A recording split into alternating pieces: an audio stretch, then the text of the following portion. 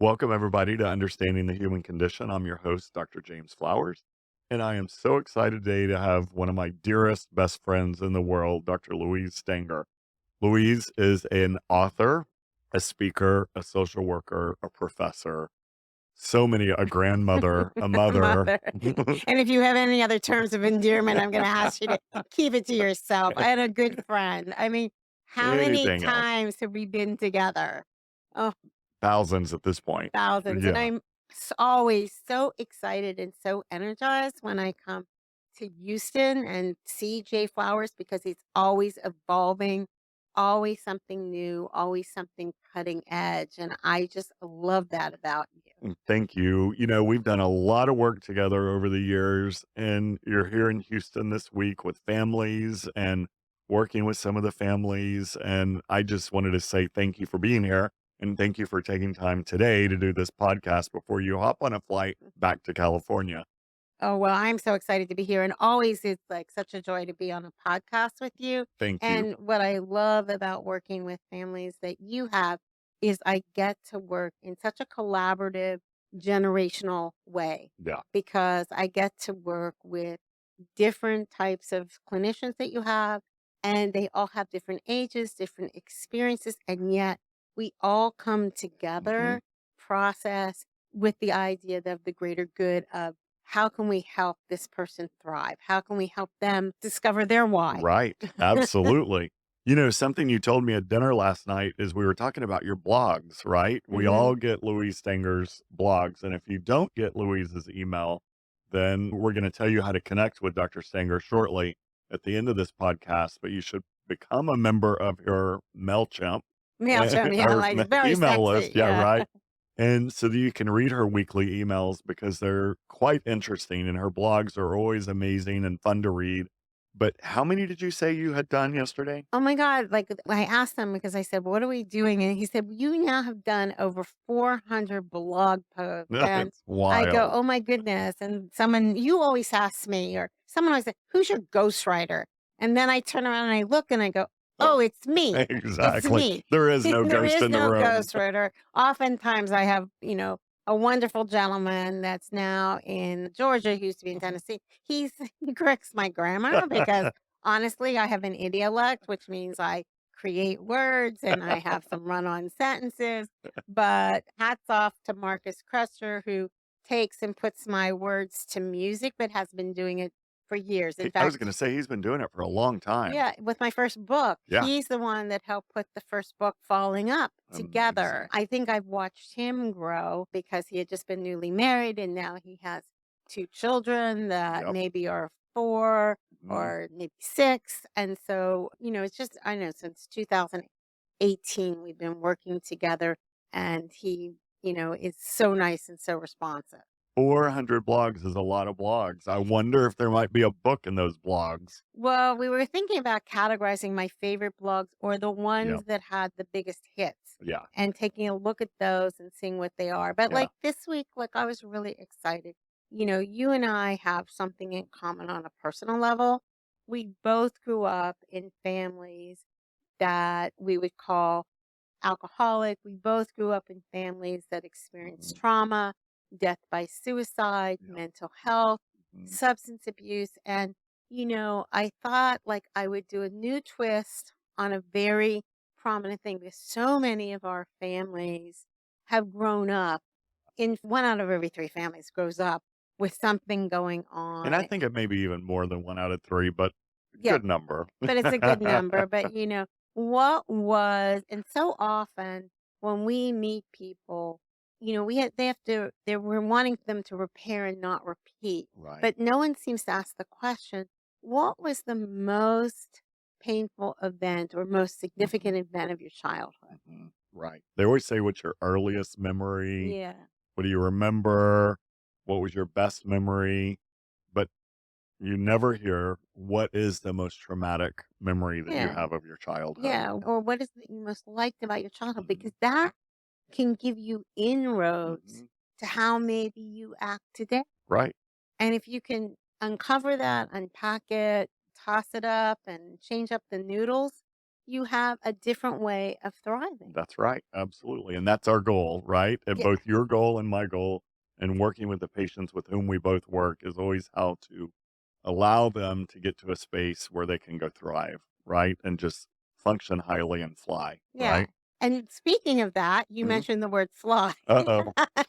I That's know been on my mind a lot lately. I know, but what I love about you and what I love about Jay Flowers, Mhm. it takes, you feel like you're flying up high when Yeah. you do those evaluations because you're taking that huge, huge lift and you're looking down at all the peaks, the valleys, the rivers, the orchards, and everything, Mhm. which reminds me, you do fly, don't you? I do. Not very many I don't talk about it a lot. Even some of my closest friends, last week I was talking about going to fly and they said, "You mean like on United?" And I was like, "No, as in piloting an airplane. I am a pilot. Do you know I got my pilot's license, Louise? I will never forget. It was a Saturday morning.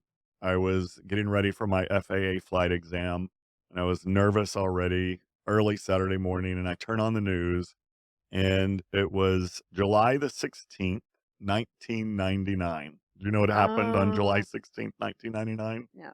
Well, But not good news for pilots and really well, oh, the it was, country in it general. really, yeah. But it was the day that JFK Jr. unfortunately Oh, crashed his plane oh on my his way to goodness, Martha's yeah. Vineyard. And so there I was watching TV, getting ready for my FAA flight exam, and boom, JFK crashes his airplane. And I thought, oh my gosh, now I have to go sit for this exam and I have to fly with an FAA examiner. But I'll never forget that date that I received my certificate to fly. And I love to fly. It's a passion that I have. It's part of my own therapy. Other than seeing my own therapist weekly, I go Mhm. out and fly as much as possible and when I'm up in the air flying, it's just, I'm paying attention to the instruments and I'm paying attention to the horizon and I'm listening to music and my ear and my headset. And it's just absolutely, of course, in air traffic control, but That's good, that's so, good. right.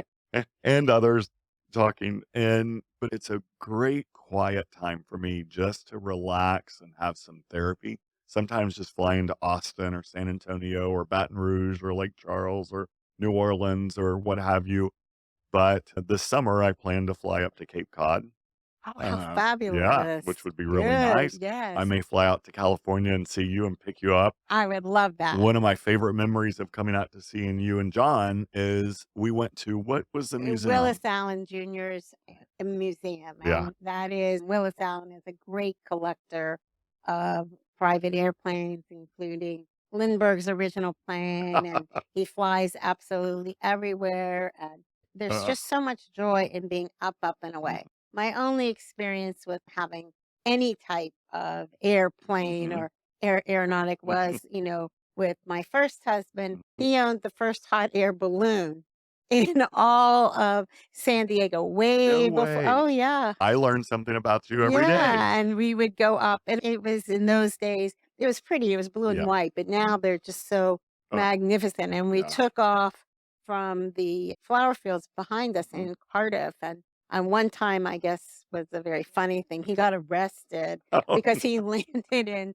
instead of going out into the ocean, uh, that was a classic story, instead of going out in the ocean, and he was, an iconoclastic dentist, a little eccentric mhm. and everything, and they were flying, but instead of going out into the ocean, they landed in a farmer's field, and there were farmer's fields in Del Mar at the time, and at the time, there was a bull, and the Oh, bull was no. in heat, and it's so funny, Was the balloon red by and chance? the balloon was white and blue, and they called the farmer called the police, and there was Oh, this, like there was a and the police said, "Well, we have to you were trespassing," but, it was really like the I've never heard that story. That's oh, great.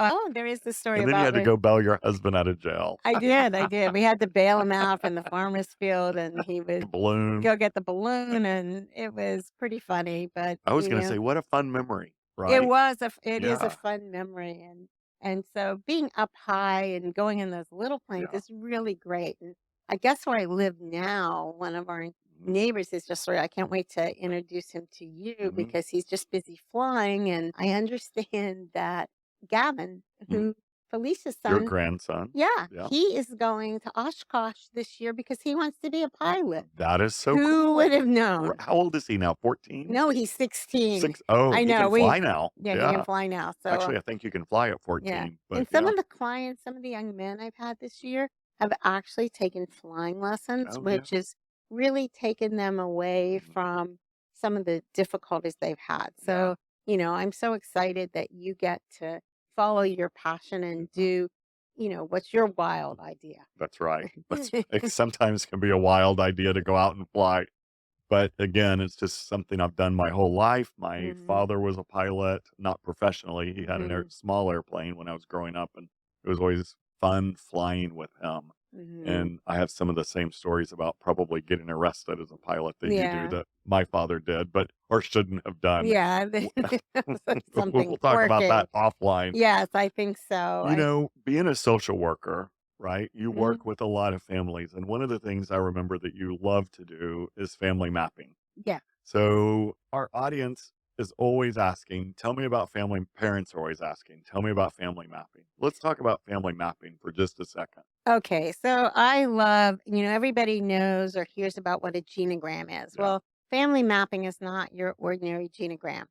I'm so blessed because you give me families to work with. And what I do is I interview everybody individually. Hmm. And I have this huge piece of paper that's like butcher block and that magic Sharpie colored pen that Sure. makes me look like I am some sort of artist, which I'm not. But we take a trip. And when I interview everyone individually, Hmm. the research methodology is called portraiture, developed by Sarah Lawrence Lightfoot out of Harvard.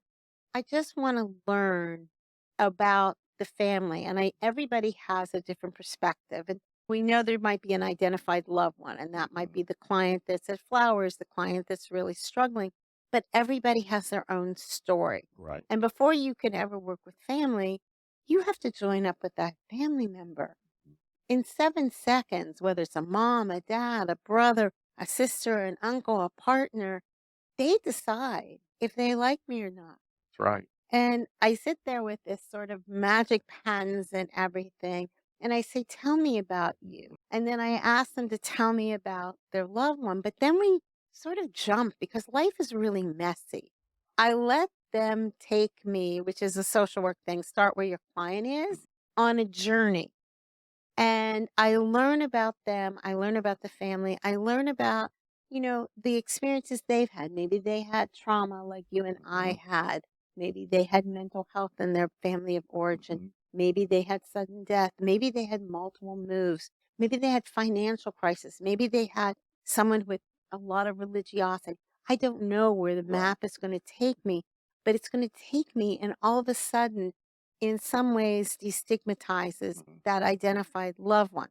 At the same time, because I interview people individually, that's that human story. And we know that we could all be in the same room, see the same thing, and but we saw different things. You bet. And so I might then interview a brother, a sister, a mother, an aunt, and ask them to tell me the same Same question. story. It's the Yeah. same questions. Hmm. It's tell me what's special about you. Tell me about you. Right. Tell me what's special about your loved one. Yeah. Why is your heart hurting?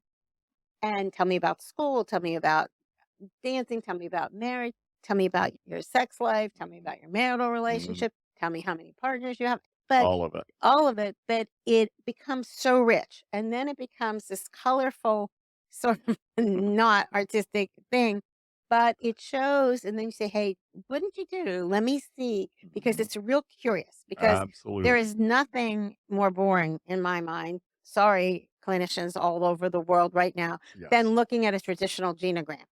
It's the blocks, because life is vibrant, life is messy.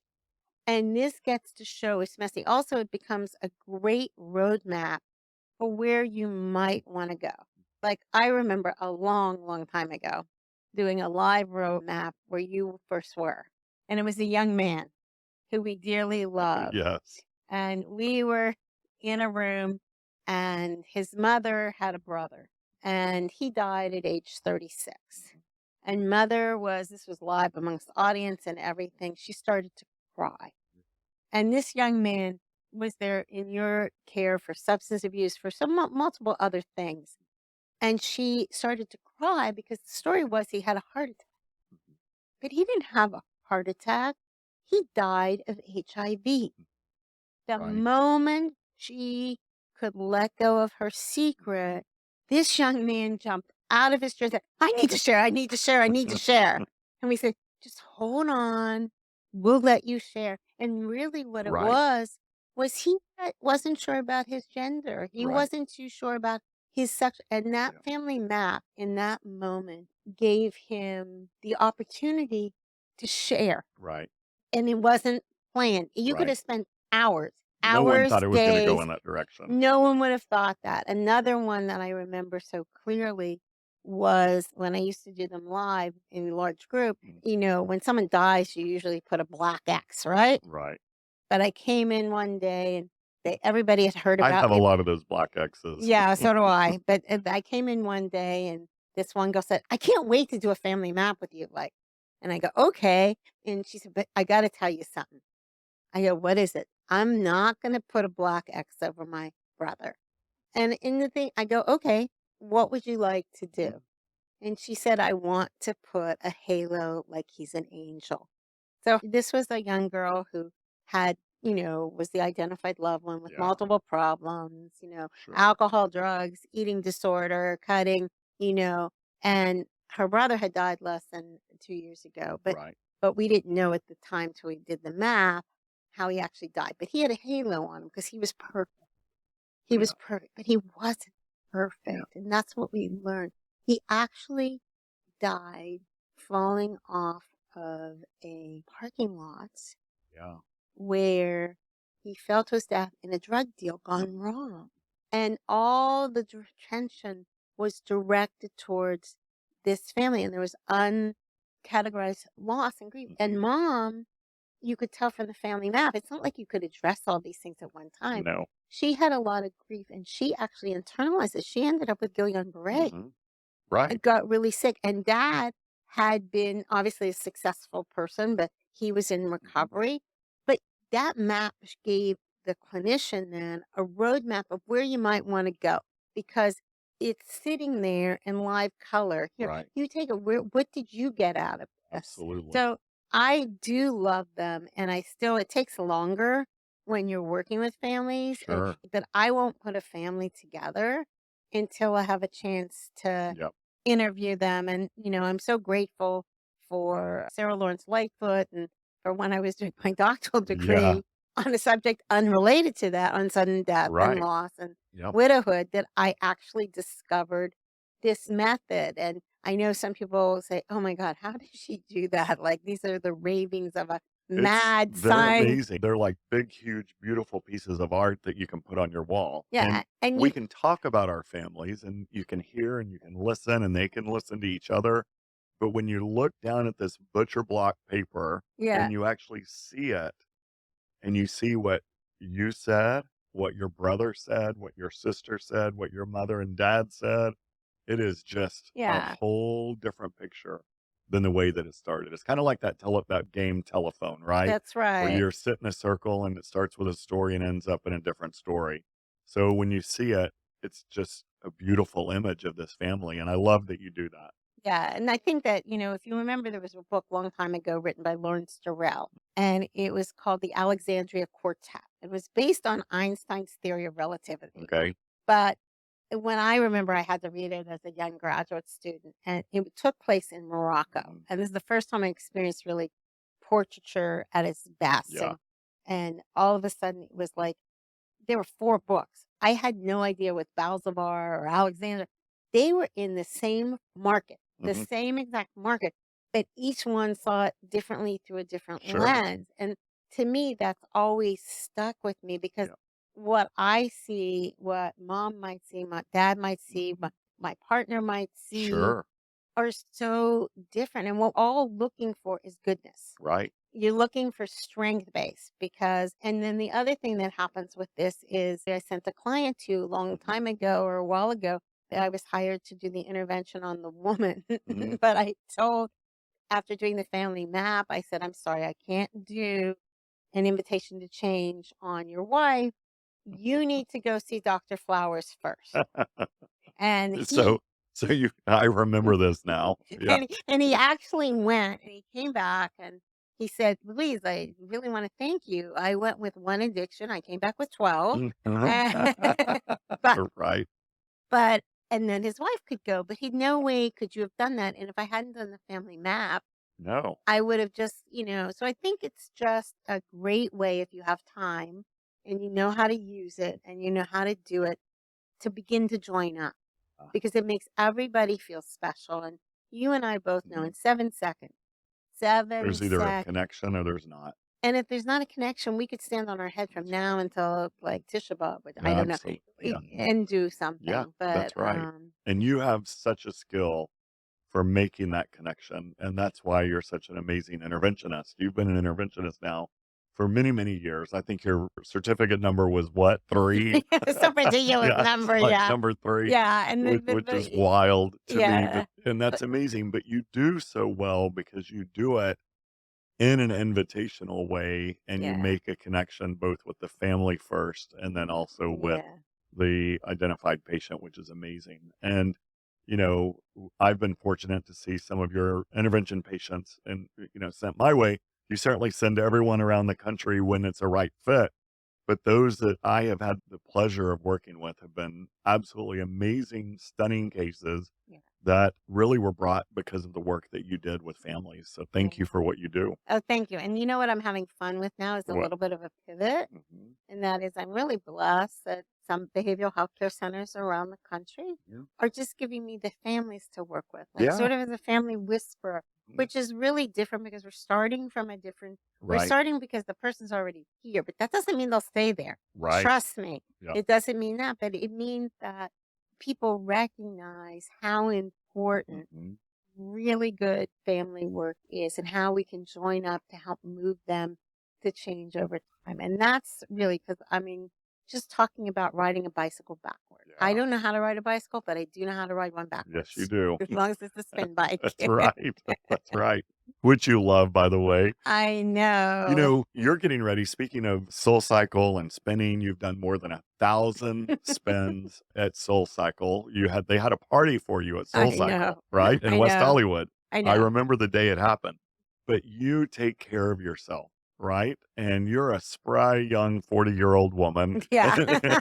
And I love you you. take great care of yourself. How do you take such good care of yourself and maintain I tell people all the time, I don't know how you have the energy that you have because I don't have half the energy that you Oh, have. yes, you What do do. you do? I don't know. Lately, because I live in a whole different place and it was really hard for me, Yeah. I miss the noise. Everybody knows, like, in my You miss the noise of West Hollywood. I do. In Yeah. my fantasy, when I Yeah. grow old, I'm gonna live at the Sunset Marquis. I know all the doormen there, and we're gonna have a satellite office It won't be there. Eloise, but it'll But be be Louise, Louise that's at the on Sunset Sunset Marquis, Marquis. But, our like, favorite hotel. yeah, it's my yeah, Right. it is just the noise. I like the noise, the vibrancy. Yeah. So when I moved there, I'm trying to learn how to play pickleball. Like Yeah. I am the only person I know that was really ugly in a blue gym suit. And You're not. but it's really fun because it's just such a I mean, you can't be I'm not competitive about Right. it because Sure. some of the words you're dinking, you're in the kitchen, I don't cook, so it's really like, what are you doing Right. here? But the people seem to be very vibrant and lively. Mhm. And as long as you're not with someone who is a competitive athlete, who's just determined at any age to do it, it's a lot of fun. Plus, it takes you out in the fresh air because we know that fresh air is really good. The other Mhm. thing is, like, I do live in the middle of a forest right now. And I did like Billy Crystal, one of my wonderful neighbors, Lisa Moore, who really is a Wellington type equestrian. I said, "Oh, I want to go horseback riding." So I mean, I went horseback riding. But there are like when you walk around where I live right Mhm. now, they're the most beautiful horses. I don't have, Stunning. Yeah. they're just stunning, but it's being in nature. I still am an Yeah. ocean person. I have to say there's some vibrancy, but getting outside of yourself. I mean, I get up very early. I like to write at 4 or 5 in the morning.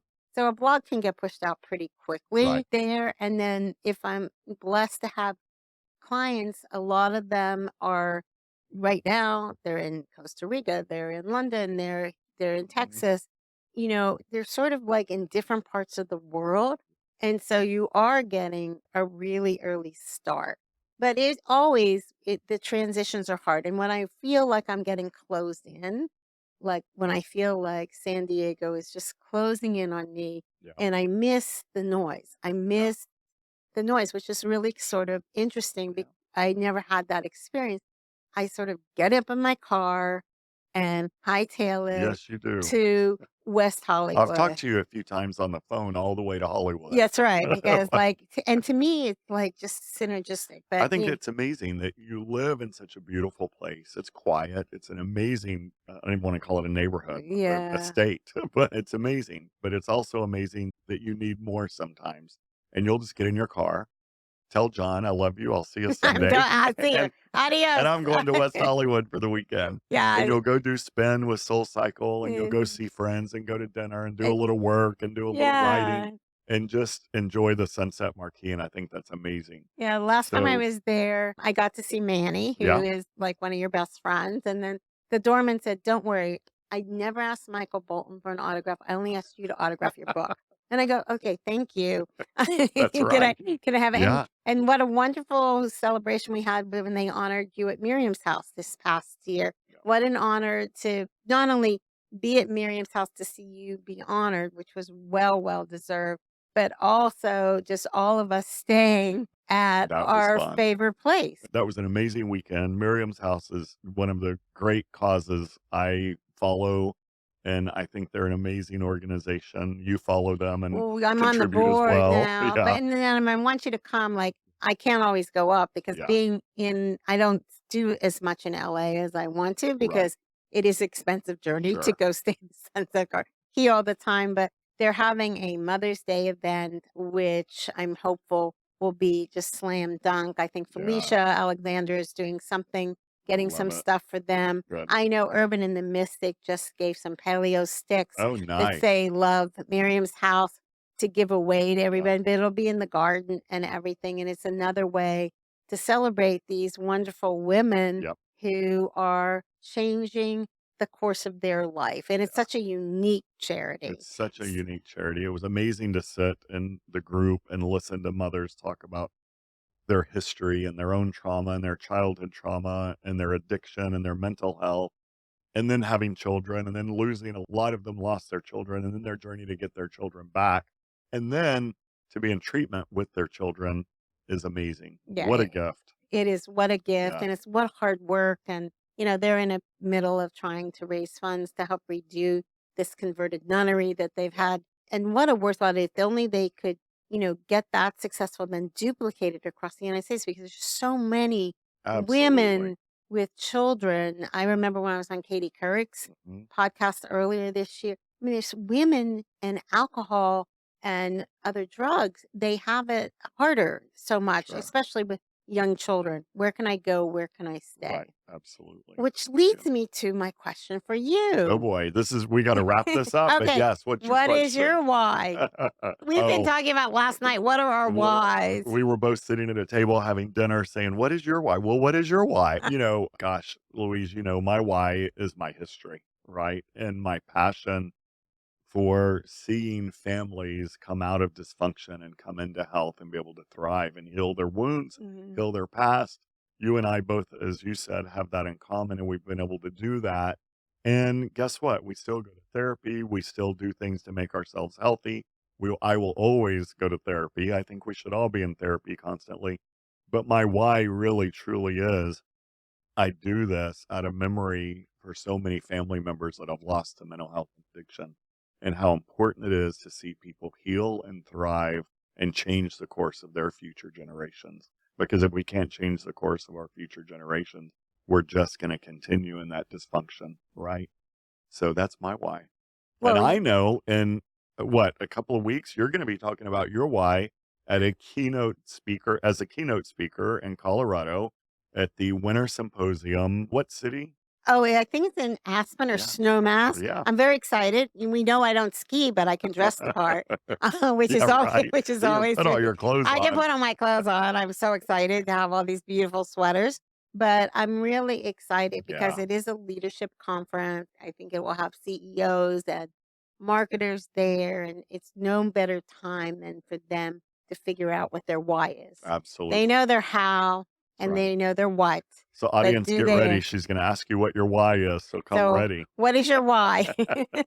Louise, thank you so much. If everyone out there wants to or anyone, but everyone will want to reach you, how do they reach you? I know all about interventions.com. Oh, How well else can people reach well, you? you know what? I'm the only person I know that still answers their own phone, and it hasn't changed since I was a professor or Yeah. lived in San Diego. So Hmm. it's 619-507-1699, or reach out to the website, and I guarantee you I will pick up the phone or I will email you back. But, thank you so much. You're so Being in welcome. Houston is always, for me, heart-centered and synergistic.